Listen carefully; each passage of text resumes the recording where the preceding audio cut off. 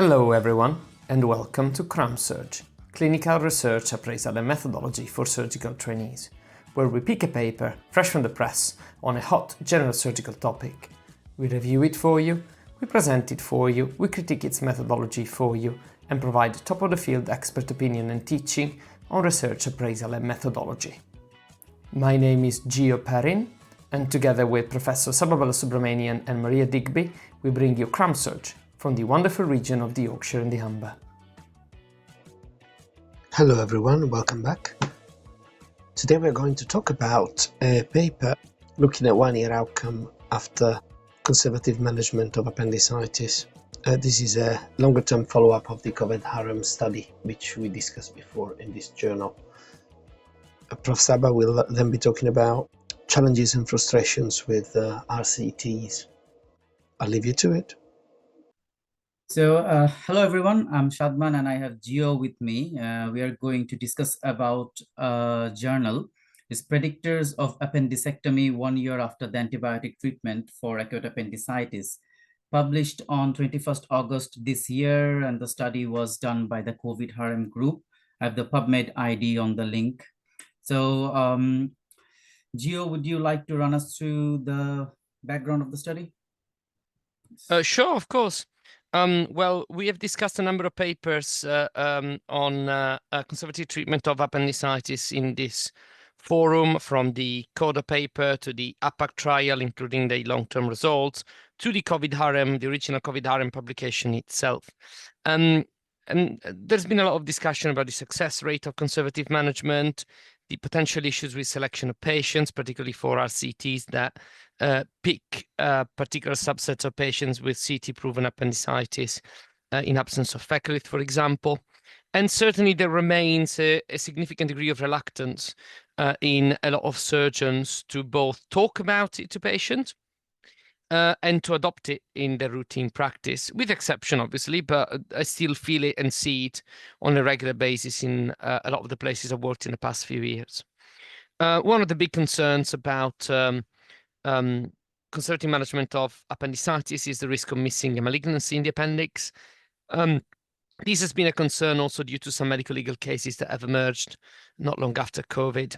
And certainly recurrence rate seems to be kind of the element that really swings the balance towards performing an appendicectomy rather than offering conservative management, and also for patients to accept conservative management, at least in my experience. So this paper tries to shed some light on some of these questions and problems that people have encountered in the past few years trying to do this. So ball back to you for a little bit of PICO. Yes, thank you. So in the PICO format, the patients here are the ones that are suffering from acute appendicitis based on both clinical or radiological diagnosis. Before we only went through with the clinical diagnosis, but now we have some radiological aspects as well. We can do CT scans to chart out the appendicitis. And then the intervention is the patients that are getting treated with the antibiotics, and we're comparing it with the definitive surgical procedure appendicectomy. And the outcome for this paper is the 1 year appendicectomy rate in the group that was managed conservatively, and predicting the failure of the conservative management in that group, and the malignancy rates that was found during the studying of this paper. Gio will walk us through with the methods and the predictors of the study, please. Yeah, the study design is, as we described before, for COVID harem, so a multicentre prospective observational cohort study. Originally, 97 hospitals participated, so quite a big number of patients were included. Only 49, so roughly half, provided 1 year data for the patient they input in the database originally. Recruitment was for a relatively long time, March to June 2020, and here we're talking about 1 year follow-up. A number of variables were handpicked by the authors in this context to try and determine whether they are associated with the risk of having an appendicectomy or not after conservative treatment, whether for failure of treatment or simply by choice. Some of them are reasonable, like age, gender, CRP, white count. Some of them perhaps less intuitive. Certainly, there is one that is worth mentioning, the AAS, which is a composite scoring system used to determine whether a patient is likely or less likely to have acute appendicitis. This composite score does include already CRP and white count, as well as a number of clinical indicators and history-related indicators. So there is a degree of collinearity to an extent in the variables that were chosen here, and some of them are quite reasonable and well known to be associated with the risk of having your appendix out. Some of them not so much. Obviously, I'll leave to you to judge if this list is comprehensive or appropriate to an extent. Ball back to you for some more. Yes, thank you, Gio. So here we can see the results of the study. If you look on the fourth point, the overall appendicectomy rate for that year was only 29%. So 71% patient was managed conservatively. And among that 180 patients, 67 had the unsuccessful antibiotics management at their first presentation. So they had to go for the emergency appendicectomy on that setting. And then 82 other patients came back at certain point with the same type of pain, diagnosed recurrent appendicitis, and had to go for surgery. 31 of those patients, other patients, had elective appendicectomy. They didn't want to they opted out from the conservative management. And the most common reason for this elective appendicectomy was a planned interval procedure that was later happened down the line on that 1 year time period. There's another result graph system that Gio will explain kindly. Yeah, so this is a time to appendicectomy for patient who had an emergency appendicectomy after initial non-operative management. So a mixture of failure to respond and a mixture of having an emergency operation at some point in the time after, either for recurrence of symptoms or simply because they were just put on an emergency list. What the authors are trying to say is that the vast majority of appendicectomies actually happen within the first half of the year after the initial conservative management attempt. That is to say, if you manage to pass 6 months without having had your appendix out, you're probably going to be fine. Certainly, this seems relatively logical, but other studies have shown that this appendicectomy rate and persistent symptoms and recurrences actually keep going and going up to 8 to 10 years down the line, as demonstrated in the APAC study. So I'm not entirely sure we can draw solid conclusions from this, especially in a non-randomized setting, if you like. Ball, back to you. Okay, thank you. Here we have the histology that was available for the patient, most of the patient that had the appendicectomy done. 16% of the histology of those patients were normal in total. That's 26 out of 167. And then those patients that had them removed emergency, 6% of the histology was normal. So they did not have appendicitis on the histological evidence. 58% was normal or had some signs of previous appendicitis when they removed it at an elective procedure. And those that had the routine interval procedures down the line, 73% of the histology was normal.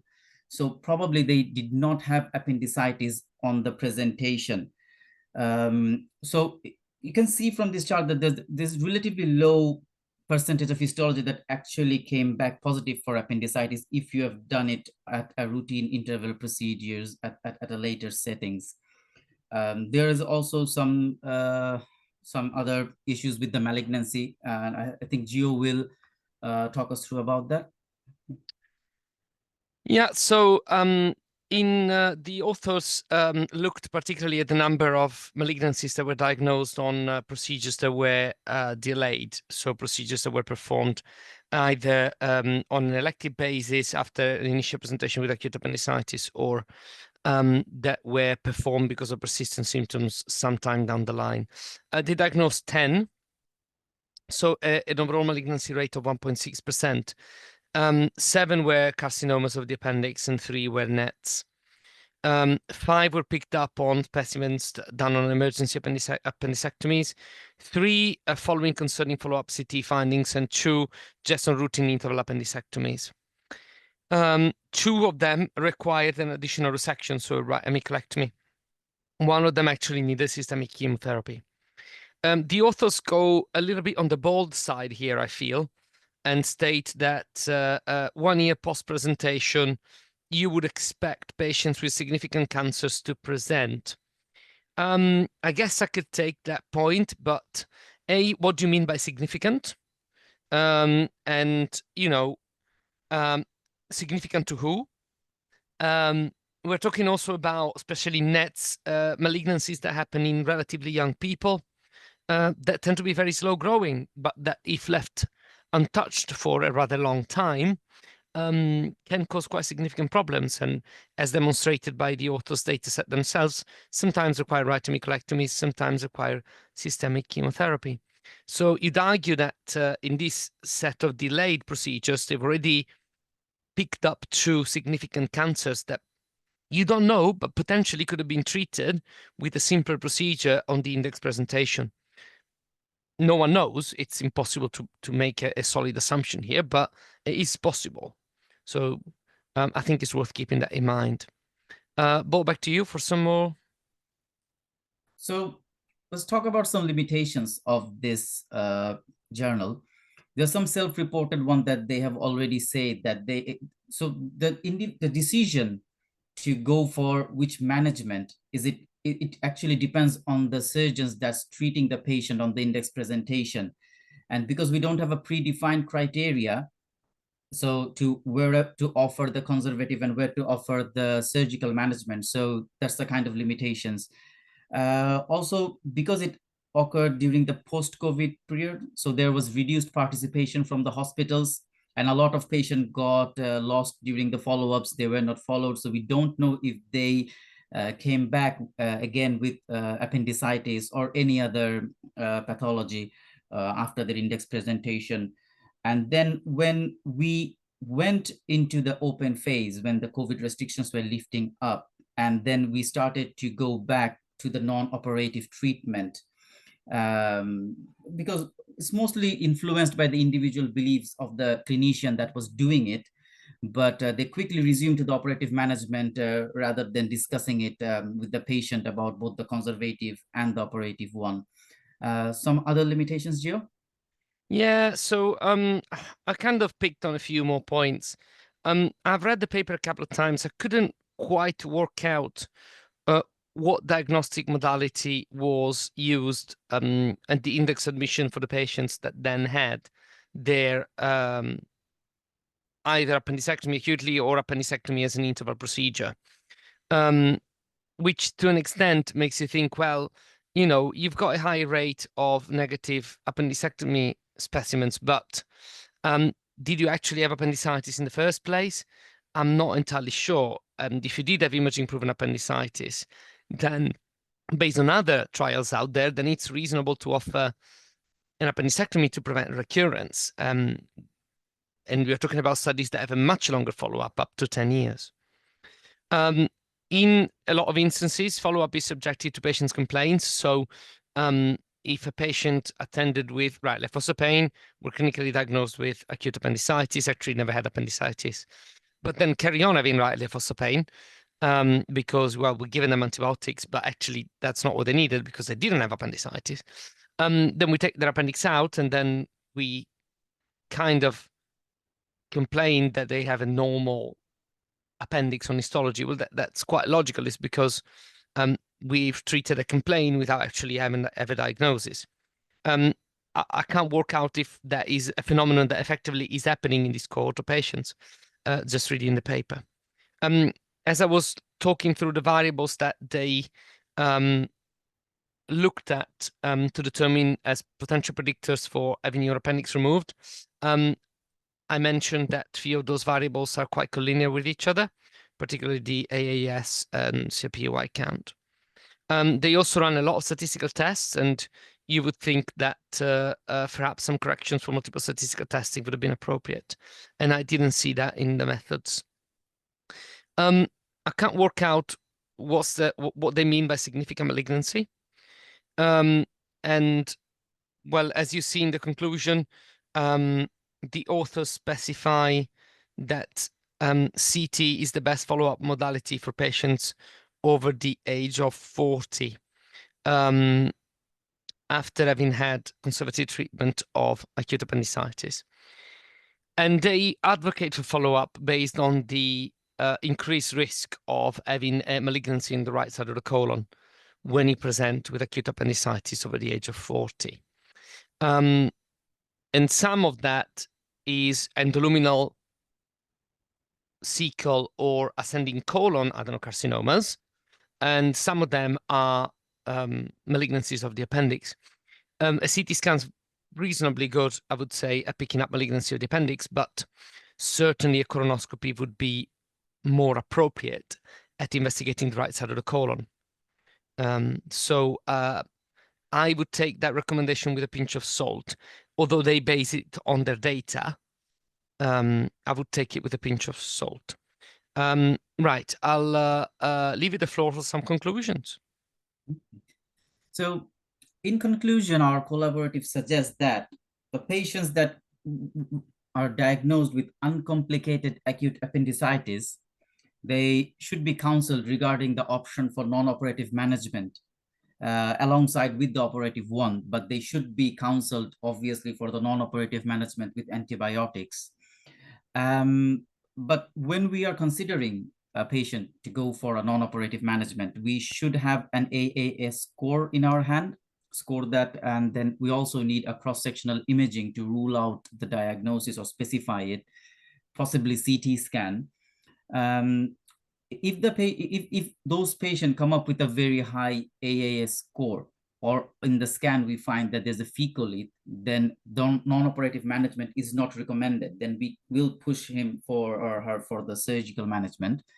And in patients who are 40 years or older, an initial and interval CT down the line should be considered to find up any pathologies that are building up on the right side of the colon. And here we have some perspectives for the journal, which you guys can take a look. I think that's it. We can wrap up. Thank you very much. Thank you.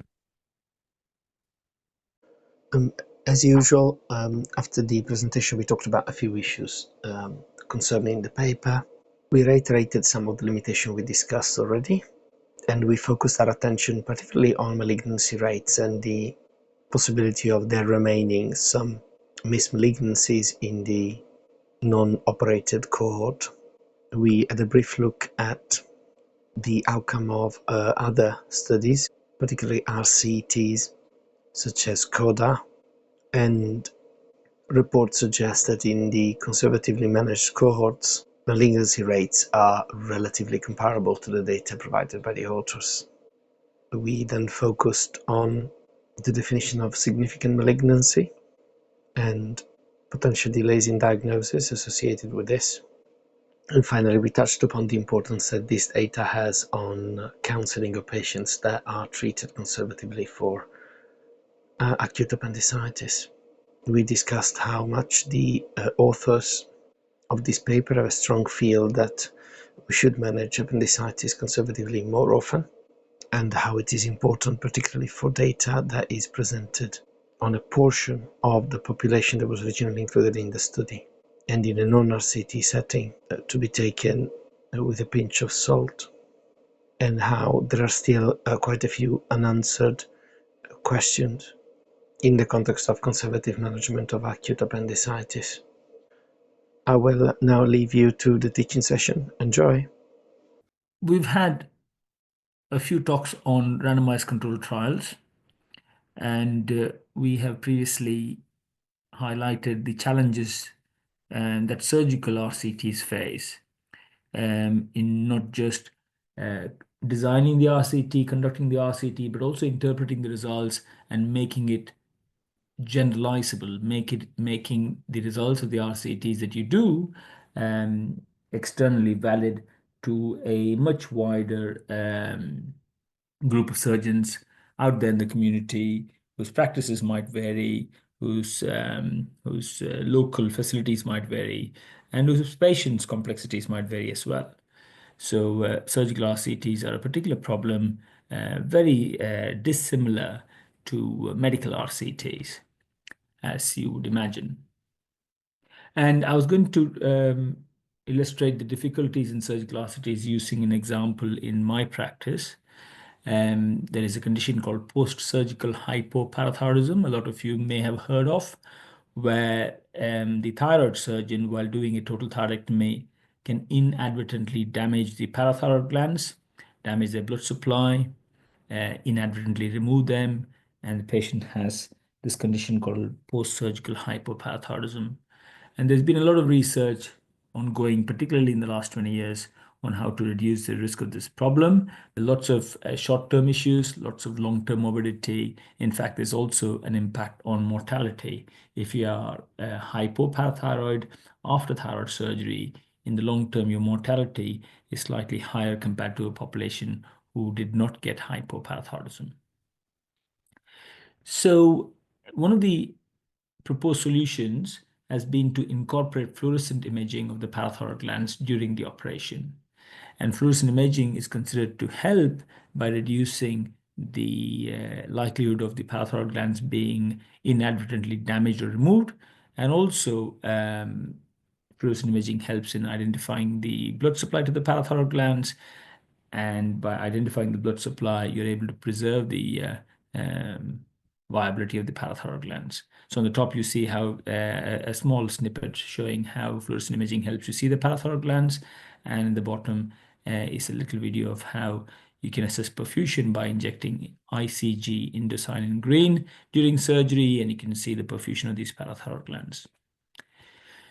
So I've been involved for some years in this multi-centered randomized controlled trial, and that we have carried out in the UK, and this has recently been concluded, and this is called the NIFTY trial, Near Infrared Fluorescent Imaging to Prevent Post-Surgical Hypoparathyroidism. And because surgeons do thyroid surgery very differently, we initially thought we should do what we call a process evaluation, where thyroidectomies were observed by qualitative researchers who also did surgeon interviews, and we did some surveys to establish the variability in practice in the UK and to get a consensus on what steps of the thyroid operation should be mandatory and what steps should be optional. We put it to an expert panel, and then we developed a manual for the trial to stipulate which steps of thyroidectomy should be documented and which should be mandated and which should be optional in both the standard and the experimental arms of the trial. Then we set out to do a seamless phase 2, phase 3 design, whereby we randomized patients initially into the phase 2 arm of the trial. When I say randomized, we had one group of patients who underwent the standard operation, and the other group underwent in the experimental arm, underwent the operation under the guidance of fluorescent imaging. And we looked at some outcomes. Our key outcome was 6-month hypoparathyroidism rate. This trial went through phase 2 and then had to be concluded. We didn't go through to phase 3 because we found that there was no difference between the two arms, and therefore the new intervention was considered futile. Now, when we assess, or when we have to assess interventions like these, surgical interventions particularly, these are complex interventions, as you can imagine. It'd be easier for you to understand why I say they're complex if you've assisted or done thyroid surgery, but I'll try and explain as we go along.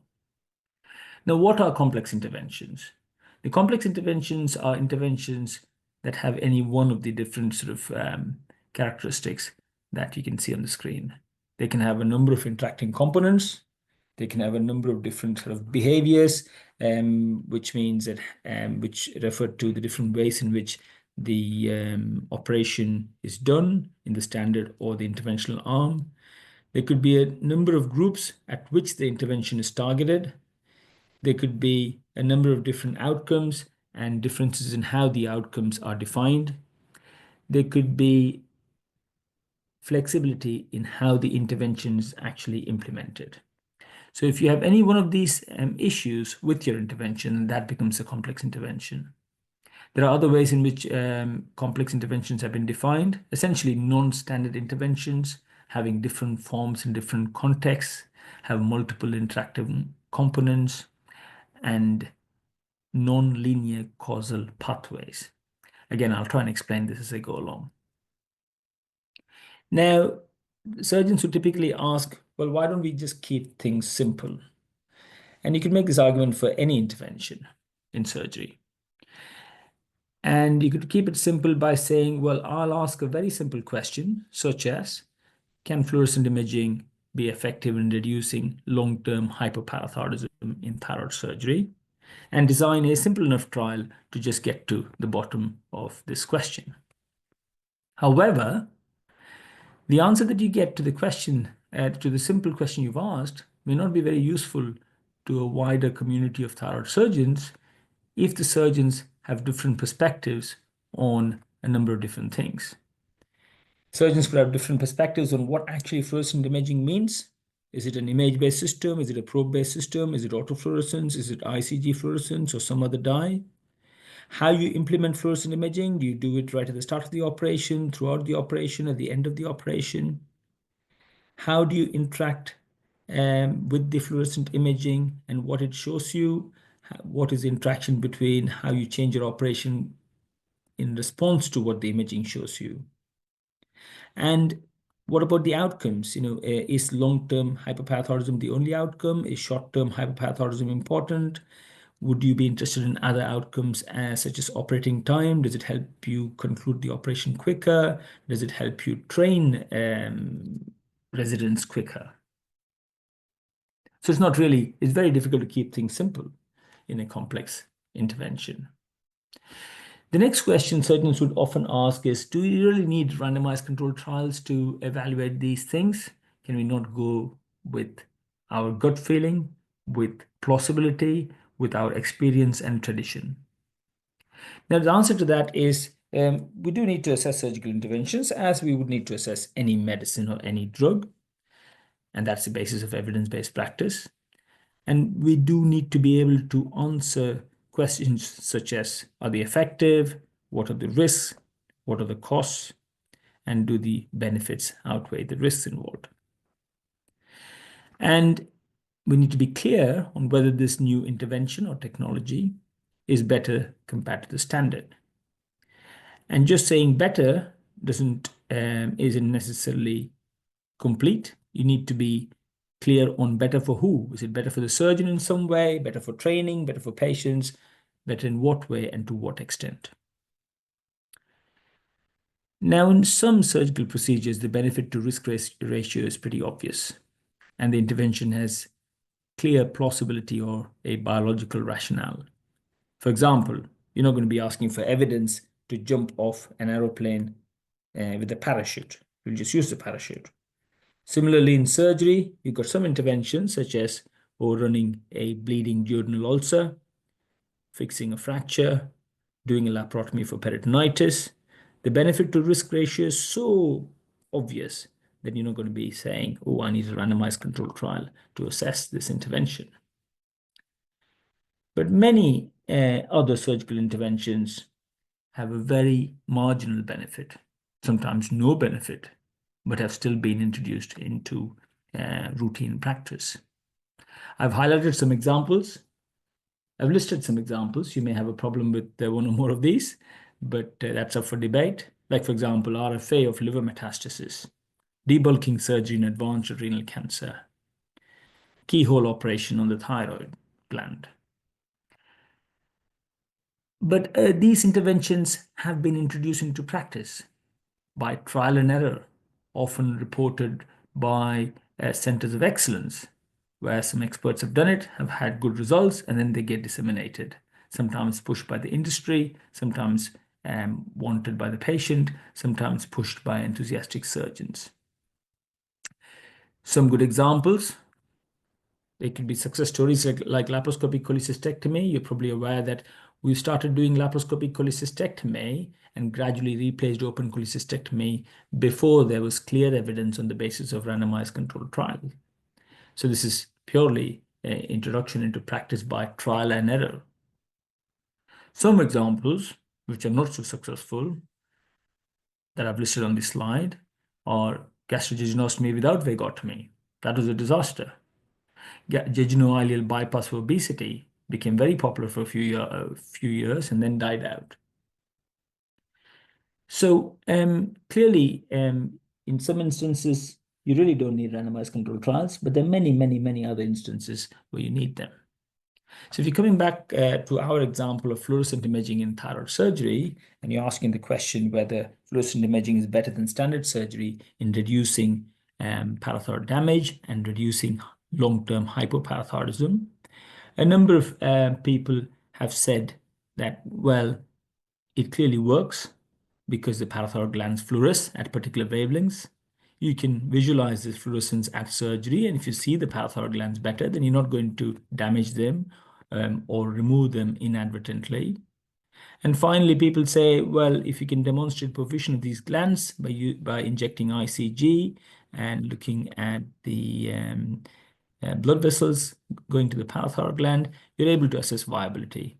So because it is so obvious and logical that using fluorescent imaging can potentially reduce parathyroid damage, why do you need randomized controlled trials? What is the problem? Why not you just get on and use the technique? For every problem, if there's an easy solution, it is very often that the solution is neat, plausible, but wrong. So you might have a solution that appears very logical and intuitive, but you will see in medicine and healthcare that these so-called plausible solutions often don't work in the real world, are not effective. There are many examples, and many people would make the point that without rigorous evaluation, a number of surgical technologies and interventions just turn out to be toys for the surgeons to play with, or gimmicks. You can see on the screen, I've got a picture of the Angelchik's prosthesis. Some of you may have heard of it, used to allegedly reduce the risk of reflux disease and for hiatal hernias, no longer used because of terrible complications that follow. You may or may not have heard of the bypass between the external carotid and internal carotid circulations that was touted as a way of preventing or treating stroke. So there are lots and lots of examples of surgical technology that have fallen by the wayside. And there's a guy called Scott, who's a gynecologist, who very eloquently described these kinds of technologies as the Scott's parabola, where he says it all starts off with a promising idea. There are some initial case reports, and people get very excited, particularly surgeons. And then surgical pressure, media pressure, patient pressure, these technologies get introduced into standard practice. And after a while, doubts start to creep in. You get some major complications, and these devices and technologies fall into disrepute. However, there are some other technologies that have not been through randomized controlled trials, but have still withstood the test of time. And in my sphere of practice, nerve monitoring, interruptive nerve monitoring of the recurrent nerves is one good example, where after an initial peak of inflated expectations, as you would call it, people get a bit disillusioned, a bit deflated, and then after a while they start to realize that, well, it's not the panacea, it won't completely avoid nerve injury, but it's got a role in thyroid surgery. So I hope I've emphasized and explained that we do need to evaluate complex interventions. There are a number of factors that drive innovation in surgery. And one of the most important underlying factors is a surgeon's desire to innovate and improve patient outcomes. Of course, there are other factors, some of which are industry-driven, some are patient-driven, and some are simply the need to increase efficiency and reduce costs of your treatment pathways. But the innovation has to be assessed for reasons that I've just explained, and that assessment should really be on par with medical innovation, because this is what forms the basis of the so-called evidence-based surgical practice. But the problem with the surgical innovation and the assessment of the innovation is that it's not as straightforward as medical practice. Well, assuming if you believe that the assessment of drugs is straightforward. But the particular challenges of assessing surgical technology has led a number of experts to come together and propose what they refer to as the ideal framework. Now, I think we've got a set of slides on the ideal framework, so I won't dwell on it, except to just highlight that there are these phases in the ideal framework that a particular technology needs to go through, starting off with the idea stage, and then the development stage, the exploration stage, followed by the assessment stage and the long-term monitoring stage. And if you just pick out phase 3, which is the assessment phase of the ideal framework, this is when a technology is gaining widespread acceptance and is being considered by many people to be a replacement for current treatment.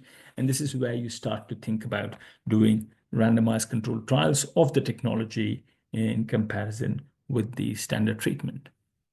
And randomized controlled trials, as you all know, sit right near the top of the evidence-based hierarchy that underpins our practice of evidence-based medicine. Now, coming back to fluorescent imaging. Like I said, there are some specific difficulties in assessing surgical interventions. And the first is that in a complex intervention, and I've explained what complex interventions are, where there are more than one component, and there's some flexibility in how you actually implement the intervention, and that there are interactions between the components of the intervention and the way you do your operation. Also, in surgery, there are lots of confounding variables. There could be differences in how experienced the surgeon is, what the surgical volume is, what the influence of other members of the team, like the anaesthetists and the nurses are, and how the patient is cared for both preoperatively and postoperatively. There's also the learning curve and the impact of the learning curve on the outcomes. Your learning curve could be with your standard thyroid surgery, and you also have a learning curve in how you use the technology. The other big problem with many surgical technologies are that the technology itself improves. So by the time you start a randomized controlled trial, especially a multi-centered one, by the time you get funding, design and run the trial and wait for medium to long-term outcomes, it'll be several years down the line. And the technology would have changed dramatically and may not be similar to the technology that you've actually spent years evaluating.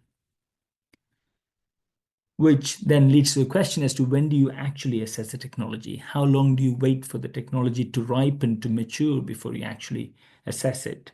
And that leads us to the so-called Buxton's law, which says that it's always too early to assess the technology until it is suddenly too late. When we say too late, we mean that the technology may have just got completely embedded into practice and you're not going to change that, or that the technology has been used and discarded, by which time it's too late to then assess it in an RCT. So there are some specific properties of complex interventions, and I'm going to go through these properties. They might be a little bit complicated and difficult to understand if you're hearing about this for the first time, but I think it'll provide you some useful insight into these problems, especially if you're going to be involved in doing randomized controlled trials or you're going to be reading papers on randomized controlled trials. I hope this will be useful. The first thing is that often there are multiple components to the intervention, to the complex intervention. Like I've already explained, the different ways in which fluorescent imaging can be construed. There's this autofluorescence, ICG fluorescence, differences in times of use, differences in how you interpret it, and how you make decisions based on what the fluorescent imaging actually shows you. There's another property with complex interventions called non-linearity, which essentially refers to, with this example in mind, you can, it's not an all or none thing, the fluorescence. And if you have some fluorescence or a lot of fluorescence, they can be dealt with in the same way. And the decisions on what to do with a gland that is not fluorescent at all, which you might consider non-viable, it really depends on what the other glands are like. So it doesn't flow in a very straightforward manner as to what anyone would do if faced with a non-viable gland. There's another property called emergence, which refers to unanticipated events arising without intention. For example, you might detect fluorescence in a lesion in the central neck away from the parathyroid, and that could turn out to be a lymph node metastasis from thyroid cancer. And if you pick that up because you use fluorescent imaging, that'll completely change the extent of the operation that you're planning to do. There's another property called feedback. Basically, that's an observation that reinforces, balances, or diminishes another factor.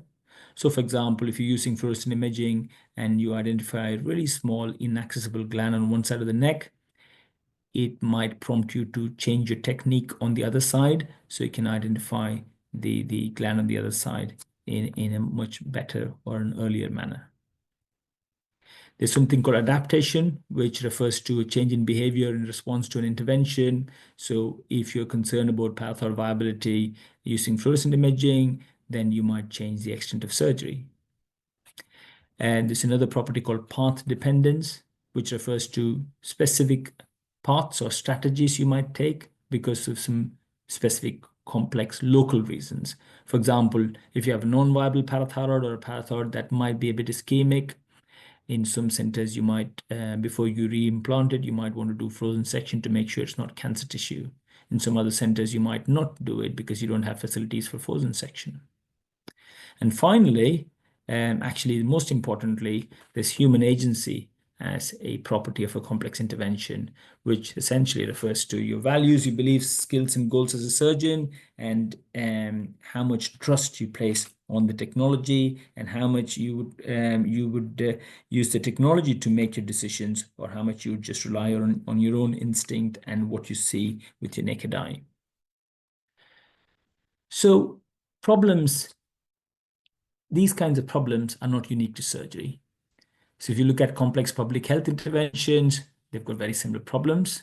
And they call these trials realist randomized controlled trials, where they say that complex intervention RCTs take account of the complex nature of the intervention to understand what works, for whom it works, and under what circumstances.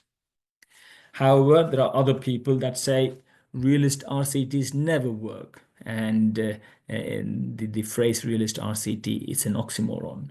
So there's this debate going on in the literature as to how complex interventions should be assessed in using the scientific methods or the study designs we currently have.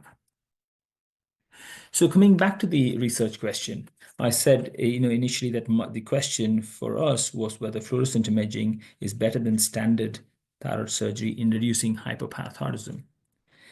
The important thing to keep in mind is that, and this is really important for complex interventions, is that the question underlying your study of the complex intervention should be specific, focused, and clear.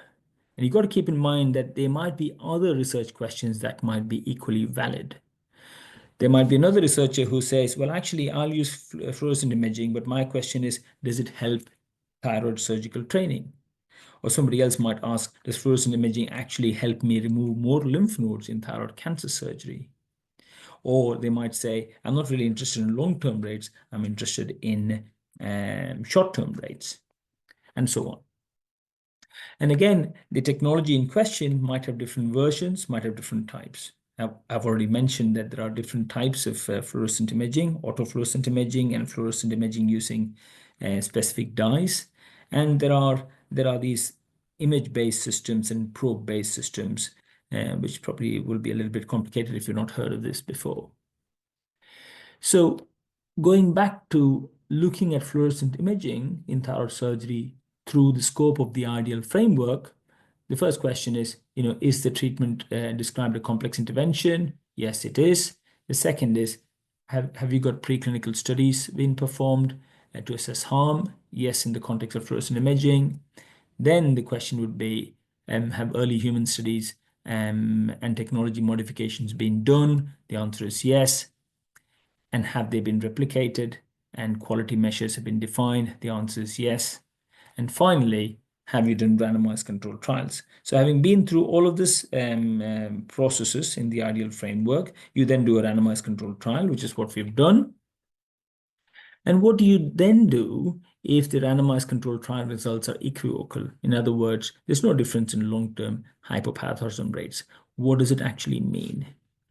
Does it mean that the technology is useless? You might as well get on and do your standard operation and forget about the fluorescent imaging. Could it be that your surgery has got better, you're now operating differently, or the technology has changed, and before you condemn the technology, you have to think as to whether maybe you trialed an old version of this, maybe the newer versions might give you a different result in another trial? Or do you ask whether you've asked the right question? You need to ask a very clear, focused, and defined question if you're planning an RCT. And if you've said, oh, my question is whether this improves long-term hyperparathyroidism rates, what about the other questions that you could ask and get a different answer with regards to the technology? And then if you think that the fluorescent imaging really works in your hands, but then the RCT has given you negative results, then you're also wondering whether randomized controlled trials are the right tool in assessing surgical technology. Or maybe there are some design issues in your RCTs. And the design issues could be simple things like maybe the surgeons haven't got used to the technology and they're not using it right. Maybe the technology is used in so many different ways by the different surgeons in the trial, so you've not really standardized it properly. And then finally, maybe there's a Hawthorne effect, which simply refers to the fact that surgeons know they are in the trial. So regardless of whether you're in the standard arm or the technology arm, they're taking great care and are going to great lengths to reduce the risk of this complication. Now, this particular trial, the NIFTY trial, like I said before, has closed after phase 2 because of negative results, because of futility. So what are the implications of this? The first thing is maybe that there was a type 1 error in the trial. Maybe there is a real impact of the technology, but the trial hasn't picked up on it. And what can then happen is you lose the opportunity to assess other outcomes that can be influenced by the technology. Maybe the technology is good for training, reduces operating time, reduces short-term outcomes, short-term morbidity, but you haven't picked that up because the trial was designed to look at a specific long-term outcome. Having a negative result in such a big trial can dampen further research. People might say, fine, that's it. Fluorescent imaging is of no use in thyroid surgery, regardless of the type of fluorescent imaging, regardless of how sophisticated your technology has now become. And then you might also make draw the conclusion that if it doesn't help in routine thyroid surgery, it may not help in complex thyroid surgery. It may not help in settings where thyroid surgical volume is not that high. You've done a trial in high volume centers. Maybe the technology is not needed by the experts. Maybe the technology is needed in people who don't do much thyroid surgery, who do the occasional operation. And then sometimes, as we're finding with fluorescent imaging, I think that it is particularly useful in difficult operations. But if a trial of this nature has shown that it is not useful in the standard operation, then you're not going to get funding to use it in the complex or high-risk operations. So finally, I think I've got just one or two more slides. My personal experience, what's happened with my hypoparathyroidism rates. So over 12 years, I found that my hypoparathyroidism rates were fairly stable, exactly at 5%.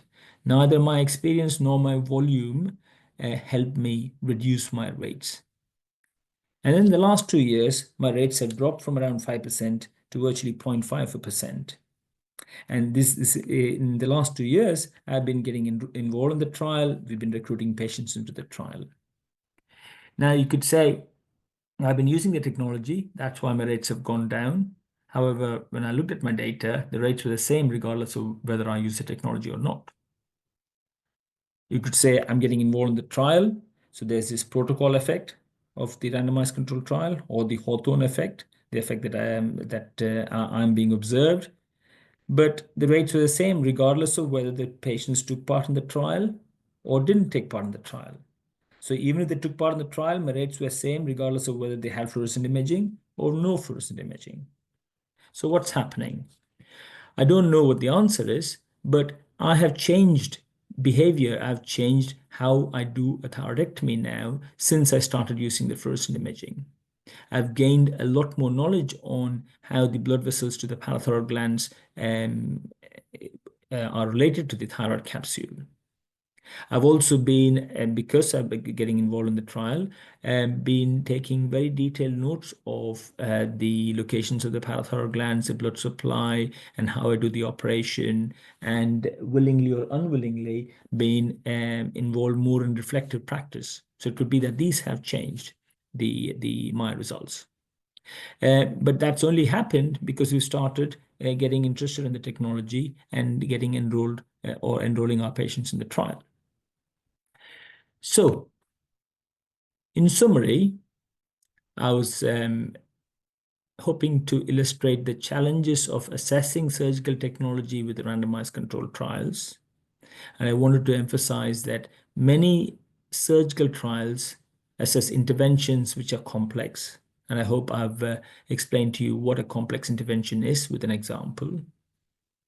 Also, I hope that you understand why complex interventions are difficult to evaluate for effectiveness, why surgical trials struggle to establish effectiveness. So it's not because surgeons don't know how to do randomized control trials, or it's not because surgeons don't do randomized control trials, but because these are particularly difficult challenges. And the RCT approach may not always work, and we do have many interventions in standard surgical practice that have not been through RCTs, unlike in medicine. But it's the best of what we currently have.